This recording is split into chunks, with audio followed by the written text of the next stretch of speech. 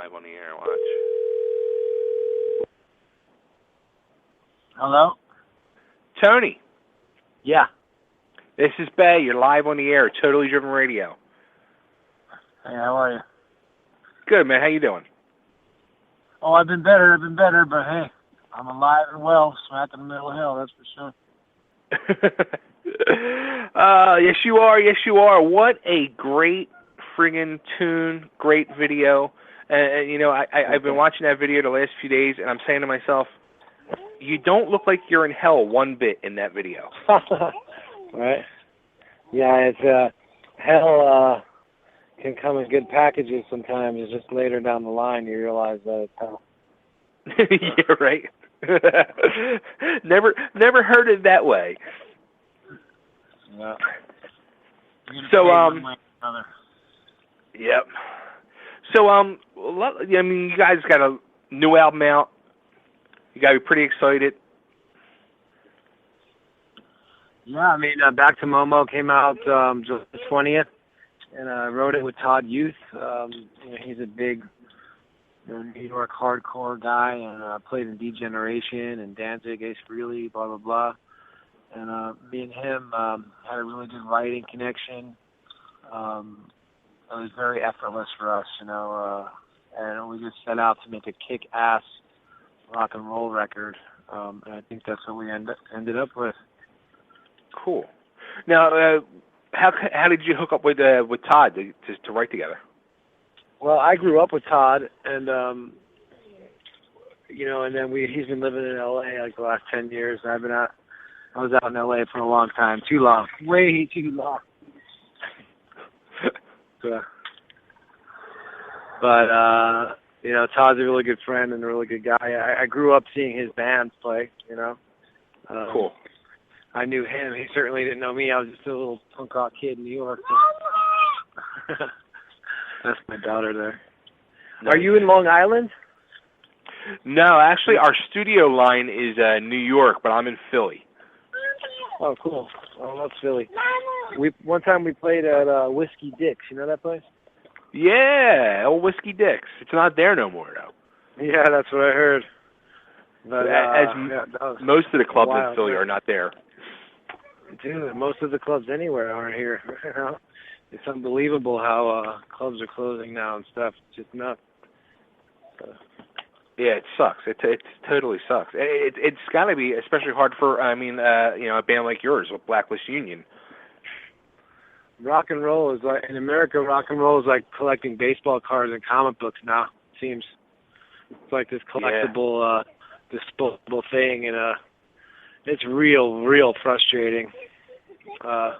There's no business, dude, in place. The music business nowadays is people claiming to be managers or labels and trying to get as much money out of the bands as they can. Right. Instead of the bands actually making money. So it's crazy. It's crazy. Now, did I see you guys are being managed now by Guns N' Roses' old manager? Yeah, we had a couple of those, and sometimes the bigger the name, the bigger full of shit they are. You know what I mean? The more full of shit they are. So,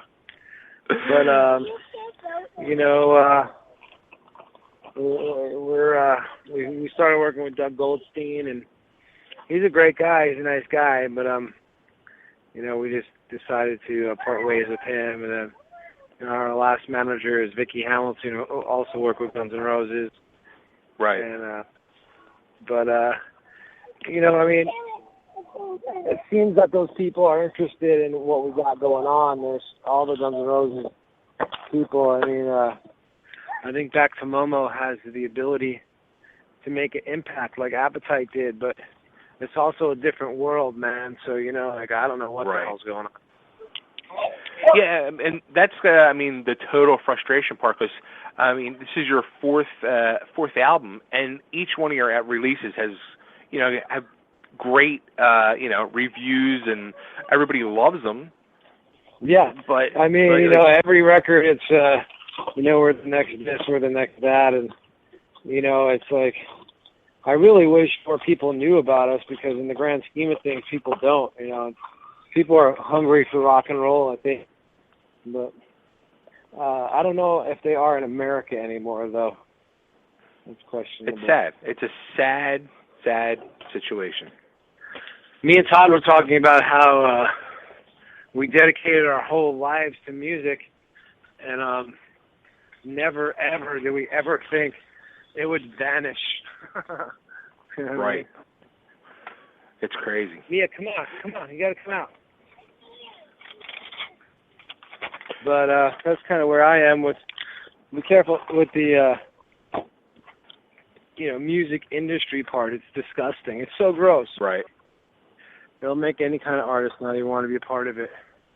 Sure. But I try to keep in mind that I've played music because I have to, and I was a kid that needed music and was saved by music, and I know that kid still exists. I get emails sometimes from that kid, it's right. random, or my song helped someone get through this or touched them in this way, and those are the kind of things that make it worthwhile, especially now, with how the music business is.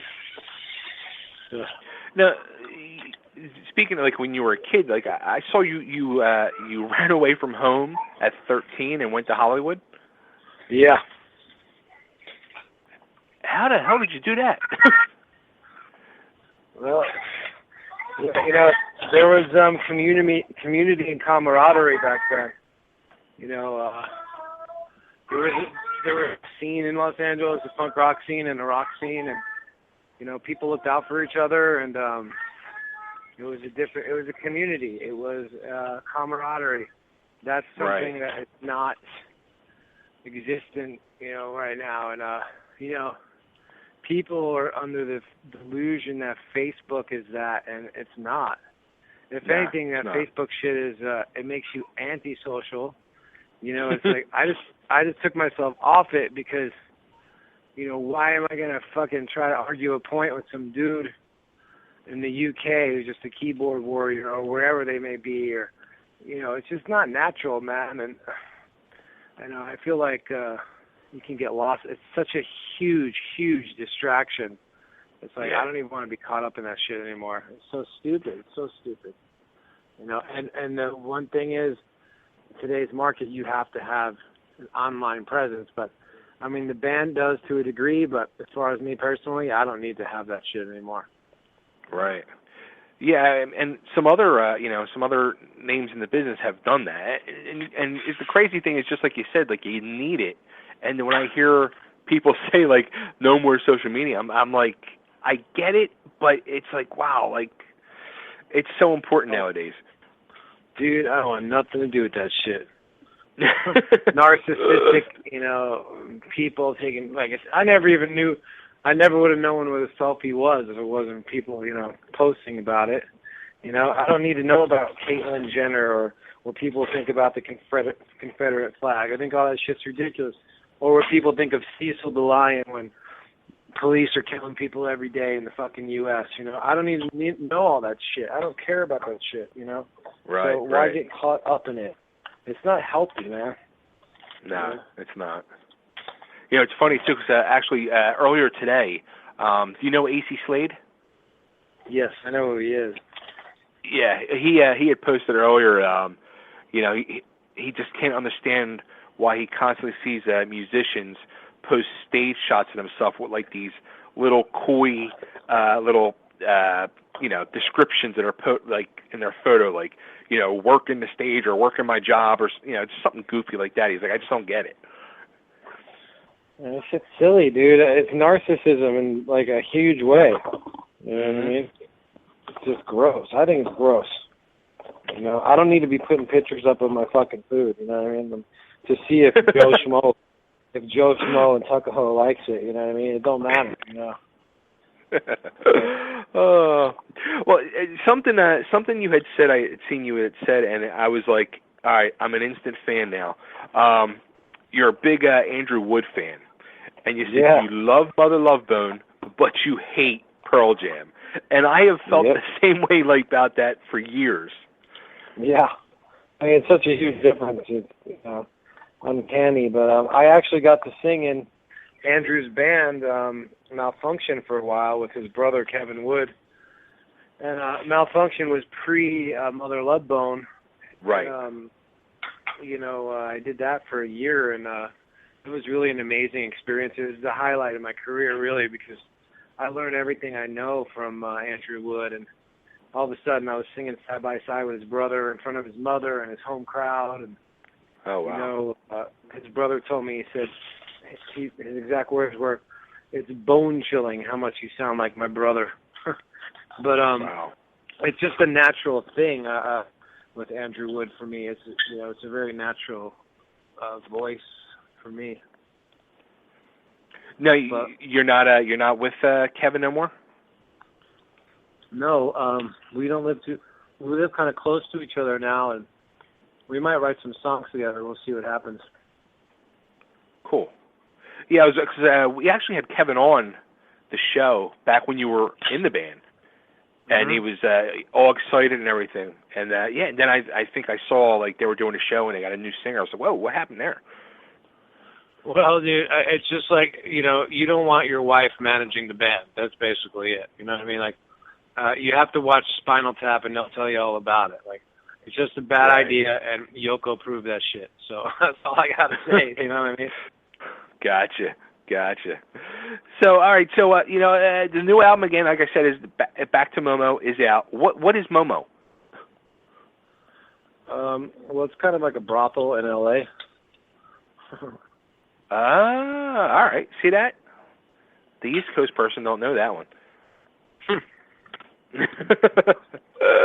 Yeah, it's about my quest for love throughout the long time I've been in Los Angeles. I've been through a lot of stuff, and sometimes you just gotta say fuck it. You're gonna pay one way or another. So, sometimes it's easier to just be upfront.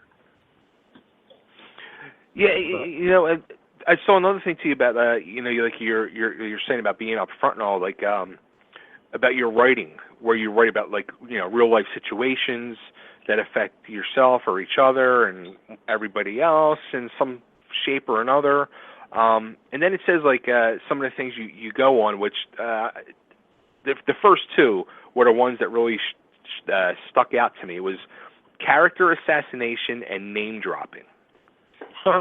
Yeah. I mean, that's L.A. right there summed up for you, man.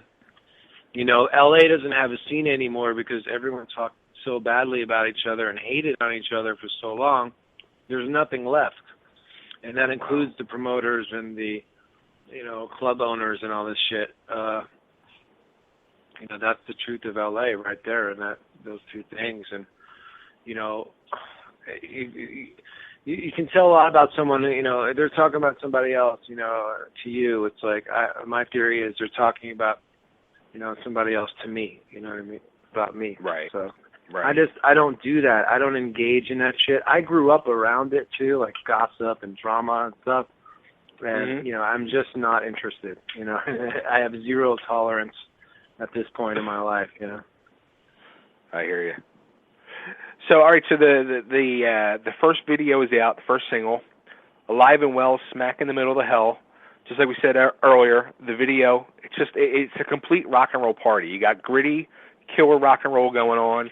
You got hot girls, lesbians. You got a girl piercing her cheek with a long needle, We got midgets. Midgets, right. You got it all going on. You got the rock and roll party going on. It's kind of making fun of the delusion of what people think, being an artist and a musician is, really.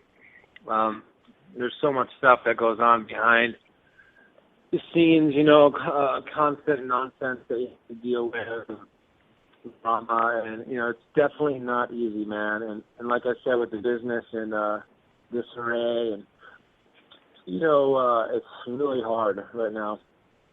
But that's kind of making fun of the whole thing, really. Right. I can't believe people still think there is a music industry.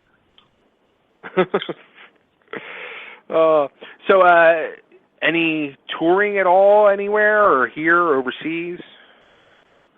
We've been trying to get over to Europe for a long time. I really hope that happens. our second single is released out there, Evil Eye. It's doing really good. I'd love to go over there. Unfortunately, we can't do it for free. We got to get paid something. Right. Right. And then as far as the States, we've toured throughout the States, and it's been hit and miss. And I'd rather some band come along and say, hey, we want to take you on the road with us. Like a band that was like, one of the veterans, or kind of something that's good and hitting right now. Something along that line. But if you go out by yourself at this point, when you're a baby band, we're not a baby band. We've been around 11 years, but still, we are in a lot of ways. You go out by yourself and you're shooting yourself in the foot. So, right. It's really weird. It is. It's a weird business and situation nowadays. I sang in LA Guns for 13 shows as a favor to Tracy to finish a tour, and it was the same thing with them, where one night there's 200 people, one night there's 10. Right. We toured throughout the U.S., and I told Tracy Guns, I said, man, I thought it was Blacklist Union. And he's like, oh, no, dude. He goes, the United States is like that. He goes, once you go to Europe and stuff, you guys are going to kill it. So. It's crazy. It is crazy. Yeah. So, anything coming up in the near future for you guys, or? There was talk about Evil Eye video. I don't know if we have the budget to do it right now, but we've been working a little bit on that and just trying to get some road dates. Cool. All right. Well, where can everybody find the band? They don't have to find you because you're not on social media or anything. But how about the band? Yeah, you can. You can go to blacklistunion.com or on our Facebook. We're on iTunes. We're on cdbaby.com. blacklistunion.com. You can order some merch. Shirts and G-strings and all kinds of fun things. Cool. So and they have all 4 of our CDs are available on it as well. Very cool. Well, Tony, I want to thank you so much. I got your tune queued up right now, Alive and Well, Smack in the Middle of Hell, and I'm going to play it for everybody, rock it out. And thanks for calling in, and good luck. And thank you. I hope it freaking gets better in the States here. Thank you very much, and thanks for supporting the music, dude, and the arts, because, without people like you, we'd really be fucked. So thank you. Thanks, man. All right, everybody, here it is. Blacklist Union, Alive and Well, Smack in the Middle of Hell. Turn this sucker up.